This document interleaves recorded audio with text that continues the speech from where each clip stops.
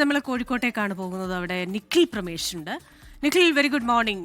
കുതിരവട്ടം മാനസികാരോഗ്യ കേന്ദ്രത്തിൽ നിന്ന് കടന്നു കളഞ്ഞ പെരിന്തൽമണ്ണ ദൃശ്യ കൊലപാതക കേസിലെ പ്രതി വിനീഷിനായുള്ള തെരച്ചിൽ 13ാം ദിവസവും തുടരുകയാണ്. ഈ 13ാം ദിവസവും ഈ പ്രതി എവിടെയുണ്ട് എന്നതിന് യാതൊരു ഐഡിയയുമില്ല എന്ന അവസ്ഥയാണ്. വിപുലീകരിച്ച അന്വേഷണ സംഘം സംസ്ഥാനത്തിനകത്തും പുറത്തും പ്രതിക്കായുള്ള തെരച്ചിൽ ഊർജിതമാക്കിയെങ്കിലും ഒരു തുമ്പും ഇതുവരെ ലഭിച്ചില്ല. എന്തായാലും മാനസിക രോഗം എന്നൊക്കെ പറഞ്ഞെങ്കിലും വളരെ ജാഗ്രതയോടുകൂടിയുള്ള ഒരു രക്ഷപ്പെടലായിരുന്നല്ലോ, പ്ലാൻഡ് ആയിട്ടുള്ള ഒരു രക്ഷപ്പെടലായിരുന്നല്ലോ ഇയാളുടേത്. Good morning Christina. തീർച്ചയായും സൂചിപ്പിച്ച പോലെ തന്നെ ഈ പ്രതി കഴിഞ്ഞ കുറേ നാളുകളായി കടന്നു കളയുന്നതിന് വേണ്ടിയിട്ടുള്ള ശ്രമങ്ങൾ നടത്തുകയായിരുന്നു.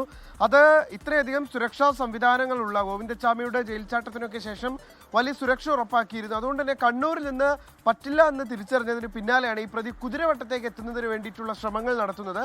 അങ്ങനെ മാനസിക വിഭ്രാന്തി അഭിനയിക്കുന്നു, അങ്ങനെ ഈ കുതിരവട്ടത്തേക്ക് എത്തുന്നു. അവിടെ വെച്ചാണ് ഈ പ്രതി ശുചിമുറിയിൽ നിന്ന് കടന്നു കളയുന്ന സാഹചര്യം ഉണ്ടായിട്ടുള്ളത്. അപ്പോൾ കൃത്യമായിട്ടുള്ള പദ്ധതി ഇവിടെ ഉണ്ടായിരുന്നു. ഈ തന്നെ കൂടുതലായി ഡോക്ടർമാർ നിരീക്ഷിക്കാതിരിക്കാൻ ഇവിടുത്തെ ജീവനക്കാരൊക്കെയായി വളരെ നല്ല സൗഹൃദത്തിലായിരുന്നു പ്രതി. എന്തായാലും പ്രതി കടന്നു കളഞ്ഞിട്ട് ഇന്നേക്ക് 13 ദിവസമാവുകയാണ്. ഈ 13 ദിവസമായിട്ടും പോലീസിനെ പ്രതിയെക്കുറിച്ച് യാതൊരു തരത്തിലുള്ള സൂചനയുമില്ല. സംസ്ഥാനത്തിന് പുറത്താണോ അകത്താണോ എന്നുള്ള കാര്യത്തിൽ പോലും ഒരു വ്യക്തതയില്ല എന്നുള്ളതാണ് നമ്മൾ ശ്രദ്ധിക്കേണ്ട ഏറ്റവും പ്രധാനപ്പെട്ട ഒരു കാര്യം.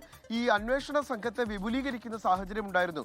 കൂടുതൽ ഉദ്യോഗസ്ഥരെ ഉൾപ്പെടുത്തി അന്വേഷണ സംഘത്തെ വിപുലീകരിച്ച് വിവിധ സംഘങ്ങളായി തിരിഞ്ഞുകൊണ്ട് സംസ്ഥാനത്തിനകത്തും പുറത്തും അന്വേഷണം നടത്തിയിട്ടും യാതൊരു സൂചനയും ഈ പ്രതിയെക്കുറിച്ച് ലഭിച്ചിട്ടില്ല.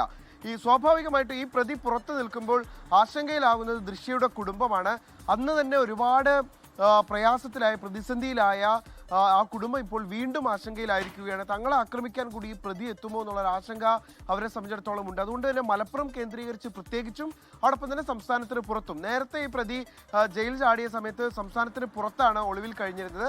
അതുകൊണ്ട് തന്നെ ആ മേഖലകൾ കേന്ദ്രീകരിച്ചുകൊണ്ടും എല്ലാം തന്നെ അന്വേഷണം പുരോഗമിക്കുന്നുണ്ട്. പക്ഷേ ഈ 13 ദിവസമായിട്ടും ഈ പ്രതി എവിടെ എന്നുള്ള ചോദ്യത്തിന് മാത്രം ഉത്തരം കിട്ടിയിട്ടില്ല. കൃഷ്ണ, ലോകത്തെവിടെയായാലും ഏത് സമയത്തും 24 വാർത്തകളും ഓഗ്മെന്റഡ് റിയാലിറ്റി പാക്കേജുകളും എക്സ്പ്ലെയിനറുകളും വിശദമായി കാണാൻ ഞങ്ങളുടെ യൂട്യൂബ് ചാനൽ നിങ്ങൾക്ക് സബ്സ്ക്രൈബ് ചെയ്യാം.